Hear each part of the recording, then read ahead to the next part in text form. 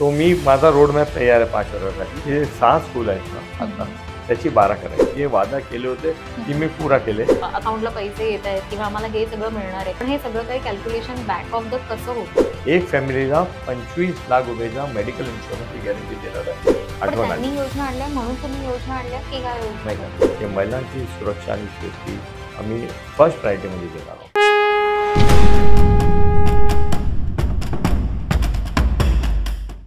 नमस्कार, महाराष्ट्राचा महासंग्राम ह्या नवराष्ट्राच्या विशेष कार्यक्रमात मी माधवी वाडकर तुम्हा सगळ्यांचं स्वागत करते.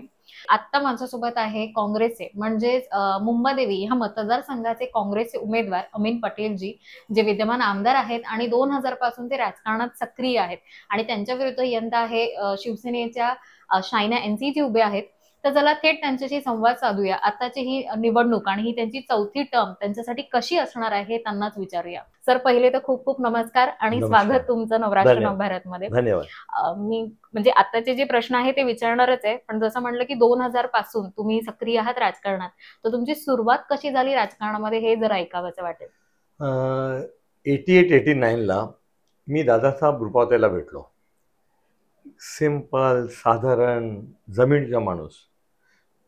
लई मला असं झालं की हे माणूस आहे ते एकदम चांगला आहेत आणि लोकांसाठी काम करतात.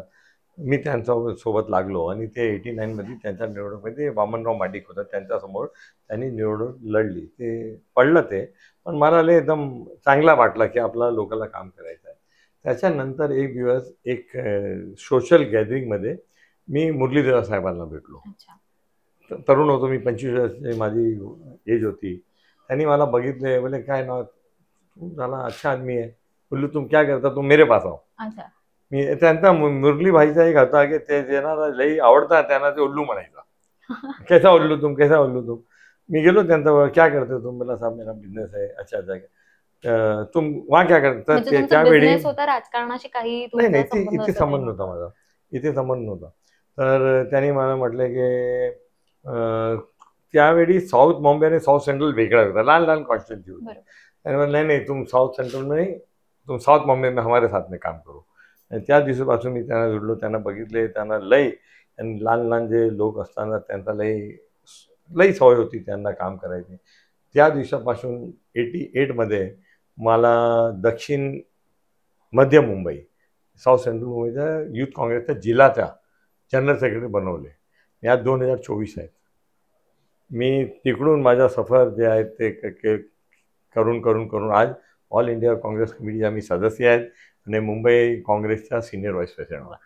सर, आता ही तुमची 4थी टर्म आहे, तर या आधी 3 टर्म तुमच्या झालेल्या आहेत. तर जर का आज विचारलं तर कोणती लक्षणीय कामं तुम्ही ह्या काळामध्ये केली तर काय सांगू शकाल? मी इलेक्ट्रल पॉलिटिक्समध्ये 2002 ला आलो. ओके. 2 वेळी 2दा मी नगरसेवक झालो. 2007 मध्ये मला डोंगरीवरून चुनाव लढायची माझा अशी इच्छा होती. तो मिलिंद साहेब त्यावेळेस खासदार होता, त्यांनी सांगितलं नाही तुम्ही नागपाडाला राहा, तुम्ही तिकडून लढा. मला साहेब हे कॉन्स्टिट्युन्सी शिवसेनाकडे आहेत, 2 वेळापासून तिकडे शिवसेनाच्या नगरसेवक आहेत, थोडा अशक्य सीट आहे, मला थोडा सेफ सीट द्या तुम्ही. बोले नाही, ते काँग्रेसला पाहिजे ते सीट, आमच्याकडे 10 वर्षापासून ते नगरसेवक आमचा नाही, तुम्ही जा आणि तुम्ही लढवा आणि जिंका. साहेब संपूर्ण राजकारण फ्युचर फर्स्ट प्रॉब्लेम होईल. नाही, आम्हाला काँग्रेस पक्षाला खात्री आहे तुम्ही सीट जिंकू शकता, तुम्ही जा. मी गेलो तिकडे. 2004 मध्ये प्रचंड मतांनी निवडून आलं तिकडून. 2007 आला, मला पार्टीने सांगितले की तुम्हाला मौलाना फायनान्स कॉर्पोरेशनचे चेअरमॅन बनवतात. त्यांनी म्हणे फायनान्स कॉर्पोरेशनचे चेअरमॅन बनवले. लाल दिवावाली गाडी दिली मला, स्टेट मॅनेजर स्टेटस दिले. मी नगरसेवक असताना लाल दिवाची गाडी मी बसून मी कॉर्पोरेशनला जात होते. त्यावेळी 2009 ला पार्टीने मला संधी दिली फर्स्ट टाईम असेंब्लीसाठी. त्यावेळी वेगळ्या वेगळ्या कॉन्स्टिट्युन्सी होतात, ते उमरखाडी, नागपाडा, खेतवाडी, असं लहान लहान कॉन्स्टिट्युन्सी 80,000 90,000 असं होता. ते सगळं 2009 मध्ये ते एकत्र आलं आणि मुंबादेवीची कॉन्स्टिट्युन्सी तयार झाली. आणि तिथे कामं काय तुम्ही जर अशी केली म्हणजे ह्या आधी त्याच्यानंतर मी कामावर लागलो. आज मला लय आनंद आहे की 15 वर्षामध्ये एज्युकेशन, हेल्थ, हाऊसिंग आणि महिलांची सुरक्षा हे माझ्या 4 मेन आहेत. नंतर यूथ स्पोर्ट्स गार्डन हे सगळं आहेत. आज आम्ही 10 वर्षामध्ये लास्ट 10 वर्षामध्ये 6 नवीनमध्ये की जे म्युन्सिपाल्टीचे स्कूल होती त्याच्यामध्ये Marathi medium, Gujarati medium, Hindi medium ते सगळं होतं. मी आमचा एक ट्रस्ट आहे तिकडे, माझा नाही, एक चॅरिटेबल ऑर्गनायझेशन आहे, त्याच्या NGO आहे, त्यांच्याबद्दल सोबत मी टायअप केला आणि 6 स्कूलमध्ये इंग्रजी माध्यमची शाळा सुरू केली. ते मराठी मीडियम तिकडे आहे, उर्दू मीडियम आहे, गुजराती मीडियम आहे, तेलुगू मीडियम आहे, सगळं आहेत. पण नवीन जे तिथे नवीन तिकडे जे राखामी जागा होती त्याच्यामध्ये 6 स्कूल इंग्लिश मीडियमची चालू केली. मागच्या वर्षाचे SSCचा रिझल्ट 100% आहे. एक मुली आहेत त्यांनी टॉप केले 88%ला. जवळजवळ 3000 मुलं फ्रीमध्ये शिक्षण घेतात इंग्लिश मीडियममध्ये, बिलकुल फ्री. एक आम्हाला पुढे घ्यायचं म्हणजे आहे. एज्युकेशनमध्ये तुम्ही कामं केली. केले 3000 मुलं एव्हरी इयर फ्री एज्युकेशन घेतात, चांगलं एज्युकेशन, कॉन्फिडन्स एज्युकेशन घेतात. आणि आता मला खात्री आहे, माझा मतदारवाला माझा नक्की भरोसा आहे. मी एकदम, तुम्ही कॉन्फिडन्स सांगा की ओव्हर कॉन्फिडन्स सांगा, पण लोकांना मला इतकी कॉन्फिडन्स दिलेला आहे की लोक मला म्हणतात की तुम्ही आपलं आयुष्याच्या सर्वात जास्त मार्जिनचा आता तुम्ही निवडून येणार आहेत. तो मी माझा रोडमॅप तयार आहे 5 वर्षासाठी. जे 6 स्कूल आहेत ना आता, त्याची 12 करायची आहे.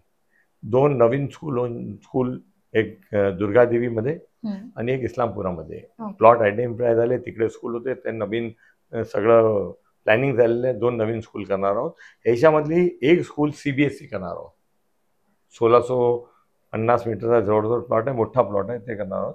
तर जे 3000च्या जे आता जे कॅपॅसिटी आहे ती आम्हाला 12,000पर्यंत घ्यायची आहे. जवळजवळ 7,000 मुलं नक्की 5 वर्षामध्ये आम्ही त्यांची कॅपॅसिटी करूया. हेल्थ आहेत ना, हेल्थ लय इम्पॉर्टंट. एज्युकेशन आणि हेल्थ हे 2 आरोग्य अशा मुद्दा आहेत की सामान्य माणसाला 2 वस्तू तुम्ही दिली ना, चांगलं एज्युकेशन दिलं, चांगलं आरोग्य दिलं, ते सांगतात साहेब धन्यवाद. आम्ही नेहमी हेल्थ कॅम्प, चेकअप कॅम्प हे सगळं करतात, टेस्टिंग हे सगळं करतात. माझा मतदारसंघामध्ये आता काम चालू आहे. हे माझा लोकांना कमिटमेंट नाही, मी जे वादा केले होते ते मी पुरा केले. 2 नवीन हॉस्पिटल, जवळजवळ 200 कोटी रुपये लागून 200 कोटी रुपये सगळं पास झालं, ते काम सुरू आहे. एक महिला आणि जे नवीन जे बाल असतात त्यांच्यासाठी specially maternity hospital, mother and child, जवळजवळ 100 बेडच्या होईल ते. आणि त्याच्यामध्ये NICU तिकडे आपण केलेलं आहे. ऑपरेशन थिएटर सगळे केले आहे. हे काम चालू आहेत आता. 2 वर्षामध्ये काम पूर्ण होईल, आपण करूया. त्याच्यानंतर एक सिद्धार्थ मुरलीधरराव आय हॉस्पिटल आहे, डोळ्याचं हॉस्पिटल आहे.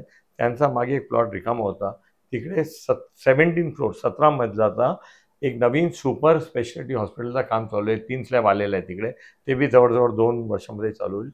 आपण लोकांना कसं स्वस्त आरोग्य देऊ शकतात, अफोर्डेबल, लोक अफोर्डेबल हाऊसिंग म्हणतात, मला की अफोर्डेबल मेडिकल द्या. मला लई आनंद आहे की आता जे आम्ही 5 गॅरंटी अनाऊन्स केली आहे महाविकास आघाडीने, त्याच्यामध्ये सर्वांना 25 लाख रुपयापर्यंत फ्री मेडिकल ती घोषणा केली आहे की ईच अँड एव्हरी सर्वांना, एक फॅमिलीला 25 लाख रुपयाच्या मेडिकल इन्शुरन्सची गॅरंटी देणार आहे. त्याच्यामध्ये सगळं जे डिसीज आहेत ते कव्हर होणार आहेत आणि ॲक्सिडेंट पण कव्हर होणार आहे. म्हणजे हे प्रत्येकाला असणार आहे, प्रत्येक फॅमिलीला 25 लाख रुपयाचा फ्री मेडिकल इन्शुरन्स महाविकास आघाडीच्या गॅरंटी आहे. ते मुंबईमध्ये आम्ही महाराष्ट्रामध्ये देणार आहोत. आणि हे राजस्थानमध्ये, तेलंगणामध्ये, कर्नाटकमध्ये काँग्रेसने केलेलं आहे. हे प्रयोग मुंबईला आपण करणार आहोत. आणि हे जे 5 गॅरंटी आहे महाविकास आघाडीची गॅरंटी आहे, सरकार आल्यानंतर इमिजिएटली हे गॅरंटी आम्ही इम्प्लिमेंट करणार आहोत. ह्याच्यावरतीच एक प्रश्न विचारेन. आधी महायुतीच्या सुद्धा योजना होत्या, महाआघाडीच्या सुद्धा, आता ह्या जसं तुम्ही म्हणालात की आपण हे योजना म्हणू शकतो किंवा ही गॅरंटी देतोय, तर हे कॅल्क्युलेशन सगळं कसं केलं जात आहे? कारण एक सामान्य माणूस म्हणून मनामध्ये प्रश्न येतोय की अकाउंटला पैसे येत आहेत किंवा आम्हाला हे सगळं मिळणार आहे, पण हे सगळं काही कॅल्क्युलेशन बॅक ऑफ द कसं होतं? हे लई चांगला प्रश्न आहे. हे सगळं फायनान्शियल मॅनेजमेंट आहे. आता महायुती सरकारचे जे भ्रष्टाचार आहेत आपण ते थांबले तर महाविकास आघाडी 100% सगळं इम्प्लिमेंट करू शकतात. जे मॅनिफेस्टो कमिटीचे चेअरमॅन होते ते आमच्या आदरणीय माजी मुख्यमंत्री पृथ्वीराज चव्हाण होता. ते तुम्हाला माहीत आहे की ते एकदम त्यांचं काम जे आहे ते एकदम व्यवस्थित आहे. त्यांनी सगळे बसून कुठून पैसा आणायचा, कुठून करायचा, कुठून ते आपण ते लिकेज इंग्रजीमध्ये शब्द लिकेज आपली गलती किती थांबायची आणि राईट डायरेक्शनमध्ये पैसा कसा आणायचा आज आपण करणार आहोत. हे तुम्ही जे प्रश्न मला विचारले आहेत, पार्लमेंटच्या निवडणूकमध्ये आमची सगळी बहिणीने महाविकास आघाडीला भरघोस मतं दिलं. महायुती सरकारला असं वाटलं की सगळं आता संपलेलं आहे. त्यावेळी त्यांना लाडकी बहीण पण आठवण त्यांनी आली. योजना आणल्या म्हणून तुम्ही योजना आणल्या की ह्या योजना नाही सर, मॅडम हे आहेत ना, ह्याच्या अगोदर तेलंगणामध्ये आम्ही केले आहोत, कर्नाटकमध्ये केलं आहोत. हा योजना त्यांना ज्यावेळी असं दिसलं आणि वाटलं की यापुढे आमची गव्हर्नमेंट येणार नाही, इलेक्शनच्या 2 महिना अगोदर त्यांनी ही योजना आणली आहे की आम्ही 1500 रुपये दिले. आणि त्याच्यासाठी त्यांनी 1 महिना इलेक्शन पुढे ढकललं की ऑक्टोबरमध्ये इलेक्शन ड्यू होतं. 1 नेशन 1 इलेक्शनच्या टार्गेट घेऊन चालतात आणि 4 राज्याचा चुनाव एकत्र होत नाही. त्यांचं असंच होतं की थोडासा लाटकी बहिणीचा पैसा घरात. पण मॅडम मी अनेक महिलांना भेटलो, अनेक म्हणजे अनेक, माझ्या मतदारसंघामध्ये अनेक महिलांना भेटलो. त्यांनी सांगितले की 1500 रुपये नको, आम्हाला सेफ्टी आणि सिक्युरिटी पाहिजे, की आम्हाला सेफ्टी द्या. मी शाळामध्ये जाताना लहान 10th स्टँडर्डची मुली, 8th स्टँडर्डची मुली हे विचारतात की अमीन साहेब आम्हाला एक सांगा की तुम्ही आम्हाला आईला बहिणीला पण मग सर आम्हाला सेफ्टी आणि सिक्युरिटी पाहिजे. आता मॅडम 101% सेफ्टी आणि सिक्युरिटी वुमन्सला मिळालंच पाहिजे. एक आम्ही कायदा आणलं होतं, शक्ती कायदा. हां, ते महाविकास आघाडीने आणलं. 288 आमदार एकत्र बसून एक मताने हे कायद्याला पारित केले. आज जवळजवळ 2.5 वर्ष झाले या महायुती सरकारने हे कायदा लागू केलेला आहे. ते कायदा आतापर्यंत थंड बक्षामध्ये आहे, पण तो अजूनही सर आत्ताच्या अर्थ चालूच आहे. नाही तो कायदा मॅडम कायदा असा पाहिजे की की जे लोकांना भीती वाटलं पाहिजे, घबराट पाहिजे की ही केले तर गेले 14 वर्षासाठी. ते कायदा सगळं तयार आहे, ते इम्प्लिमेंट नाही होत. आम्ही नक्की इम्प्लिमेंट करूया.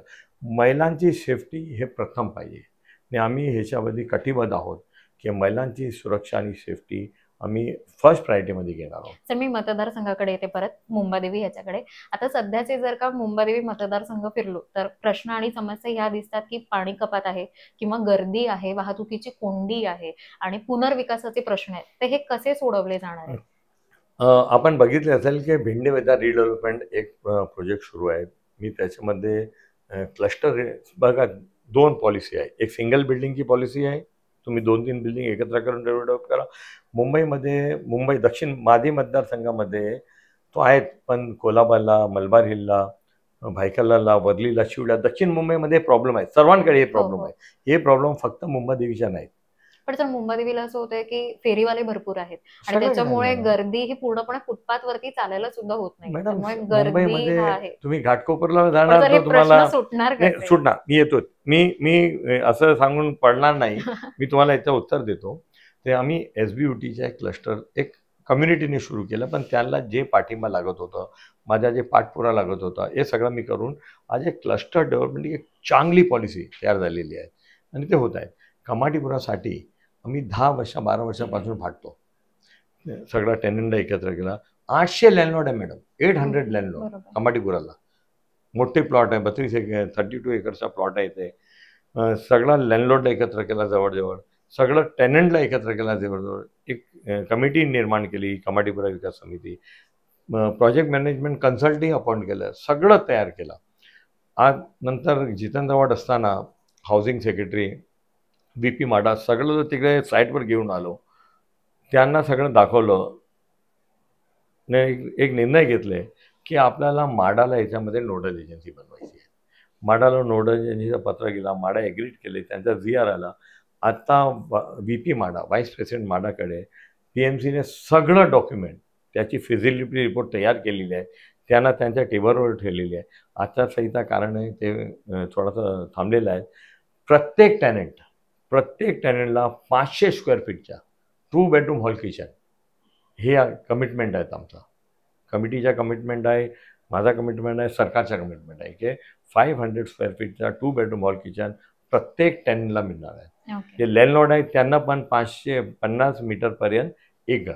आणि सर पार्किंगची समस्या, कारण जसं हाऊस झालं त्याच्यासोबत पार्किंगची नाही, आता नवीन जे आपण क्लस्टर बनवताना हे लक्षात ठेवतात की लोकांना, कारण काय मॅडम, आज प्रत्येक घरामध्ये 1 किंवा 2 मोटरसायकल आहे, बरोबर, एक गाड्या आहेत, लोक घेतात. त्याच्यासाठी एक क्लस्टर रिडेव्हलपमेंट एक उपाय आहे. क्लस्टर रिडेव्हलपमेंट झालंय तर पार्किंगची सोय, ओपन स्पेसची सोय, हे सगळं त्याच्यामध्ये आम्ही एक एक वस्तू बघून जे कमाटीपुराचा क्लस्टर केले आहेत ना, किती वर्ष लागले आम्हाला, पण आता ज्यावेळी सुरू होणार ना तो 5 वर्षामध्ये 50% क्लस्टर डेव्हलपमेंट संपूर्ण होणार आहे, यशस्वी सुटणार. आम्ही इथे थांबणार ना. उमरखाडीचा क्लस्टर आहेत, आणखी दुसरा कुंभारवाडाचा क्लस्टर आहे, डोंगरीचा क्लस्टर आहे, हे सगळं आमच्यामध्ये आहे. एक सुरू झाले ना, लोकांना कॉन्फिडन्स आले ना, तर त्याच्यामध्ये गतीने आपण पुढे जाऊया. तर तुमच्या विरुद्ध शिवसेनेच्या शायना एनसी आहेत आणि मॅडम ते बीजेपीचे आहेत. सॉरी बीजेपी आता ते आले शिवसेनेमध्ये, पण ओल्ड बीजेपी शिंदे आपण म्हणू शकतो किंवा बीजेपीच्या शिवसेना शिंदेच्या. हो, हे बरोबर आहे, BJP Shiv Sena Shinde. So Shaina NC ji आहेत आणि आता सध्याच ते एक वाक्य जे होतं, महिला हू माल नाही, आणि ह्या सगळ्याचा ही जी कॉन्ट्रोवर्सी झाली ह्याचा निवडणुकीवरती किती फरक पडेल असं तुम्हाला वाटतं? किंवा 55% तिकडे हे मुस्लिम समाज वस्ती आहे, तर काही वोटिंग डिवाइड होतील असं काही तुम्हाला वाटतं का? मॅडम असे आहेत की ते जे वाक्य झालं त्याच्याबद्दल अरविंद सावंतजीने दिलगिरी व्यक्त केली आहे. सेकंड डे ज्यावेळी, थर्ड डे ते बोलण्याचा 3 दिवसानंतर हे इश्यू त्यांनी उठवलेला आहे, मुद्दा घेतलेला आहे. ठीक आहे, ते महिला आहे, आम्ही महिलांचा आदर करतो, सन्मान करतो. ती आमची एक महिला आहे, त्यांचा सन्मान आहे, आदर आहे. ते आमच्या गेस्ट आहेत, मुंबईला ते गेस्ट आहेत. गेस्ट येतात घरी, चांगलं आपण जेवण देतो त्यांना, त्यांचा ख्याल राखतो, परत ते त्यांचा. पण तुम्हाला आव्हान किंवा असं काही वाटत नाही की ह्याच्यामुळे काही तुमच्या निवडणुकीवरती इफेक्ट होईल? किंवा मॅडम, लोकांना माहिती आहे की हे कॉन्सर्ट जे इश्यू झाला ह्याच्या मागे काय इंटेन्शन काय, ते सगळ्यांना माहिती. आम्ही सगळं सांगतात, आम्ही महिलांचा आदर करतो. अरविंद सावंतने दिलगिरी व्यक्त केलेली आहे, ते जाणून बुजून सांगितले नाहीत, त्यांनी त्यांचं नाव घेतलेले नाहीत, पण तरी पण महिलांचा आदर आहे, सन्मान आहे. सावंतने त्याच्यावर दिलगिरी व्यक्त केलेली आहे. मॅडम असं आहे की आता इतकी वर्षापासून मी फील्डमध्ये आहो. एक इलेक्शन 23ला जिंकून 24 तारीखला परत मी ऑफिसला आहे, 5 वर्षानंतरच्या चुनावची तयारी करायला. एक दिवस आम्ही घरी बसत नाही, एक दिवस थांबत नाहीत. इतकी वर्ष काम केल्यानंतर मी लोकांना भेटतो ना आजपर्यंत, तर लोक म्हणतात, साहेब कशाला ती त्रास घेतात, नक्की तुम्ही निवडून येणार आहेत. जास्त मानसी जे बहिणी आहेत ते सगळं सांगतात, भाई कशाला तुम्ही नको यावरती, आम्ही तुम्हाला मतं देणार. लोकांनी यावेळी दोन स्लोगन लोकांनी दिले आहेत, मी नाही दिले आहेत, लोकांनी दिले. अब की बार चौथी बार. लोक एक मुलं बिल्डिंगमध्ये जा, तुम्ही चालमध्ये जा, हायरमध्ये जा, बघून अब की बार चौथी बार, अब की बार चौथी बार लोक सांगतात. दुसरं सर्व मला सांगतात, माझ्याकडे किती व्हिडिओ आहेत, किती हे आहेत, आमची जे ताई म्हणा, आजी म्हणा, सर्व हात देऊन सांगतात, तुम्ही या महाराष्ट्राच्या नेक्स्ट जे आहेत तुम्ही डेप्युटी चीफ मिनिस्टर आहोत. इतके लोकांना प्यार आहे ना. जिंकणार का? बोले 50,000 जण जिंकणार. म्हणजे तुम्हाला सुद्धा आणि तिकडचा पूर्ण मतदार सगळ्यांचा पाठिंबा आणि विश्वास तुम्हाला आहे की हेच मी कमवलेलं आहे. जे तुम्ही 2 शब्द सांगितले ना, त्यांचा पाठिंबा आणि त्यांचा विश्वास, आणि एक वाट मी त्याच्यामध्ये आणणार, त्यांचा प्रेम. लोक माझ्यावर लय प्रेम करतात, लय विश्वास करतात, आणि मला लय आशीर्वाद देतात. हेच आशीर्वाद ते एक दिवस येतात, बटन दबावतात आणि मला भरघोस मताने विजय करतात. खूप छान वाटलं तुमच्याशी बोलून. एक जाता जाता म्हणजे काही योजना किंवा काही आराखडा असेल किंवा मतदारांशी काही सांगायचं असेल तर काय सांगाल असं मी म्हणेन? मी हे सांगणार तुम्हाला की माझा मतदार जे आहेत ते मी त्यांचा मुलगा आहो, भाव आहोत, त्यांचा मित्र आहोत. तुम्ही मला लय प्यार दिले, लय आशीर्वाद दिले, खूप मला सपोर्ट केले आहेत. मला खात्री आहे, नक्की आहे तुमच्यावर, तुमच्या भरोशावर, की तुम्ही पुन्हा एकदा मला मत देऊन भारी मताने परत निवडून आणणार आहे. तुम्ही जे विश्वास माझ्यावर ठेवलेले आहेत, मी तुम्हाला किंवा पण विश्वासघात करणार नाही. तुमच्यासाठी काम केलेलं आहोत. तुमची जी आवाज आहे ती असेंब्लीमध्ये मी घेतलेली आहे. पुन्हा एकदा तुम्ही मला विश्वास करणार आहोत आणि मी तुमचं काम करणार आहोत. हे माझा आणि तुमचा संबंध आहे, ते असंच राहणार आहे. धन्यवाद. खूप छान वाटलं आणि Thank you. All the best Navbharat नवराष्ट्रकडून. थँक्यू. तर अशाच मुलाखतींसोबत पुन्हा भेटत राहूया. तोपर्यंत नवराष्ट्र मुंबईमधून मी माधवी वाडकर, कॅमेरामॅन संकेत सोबत. धन्यवाद.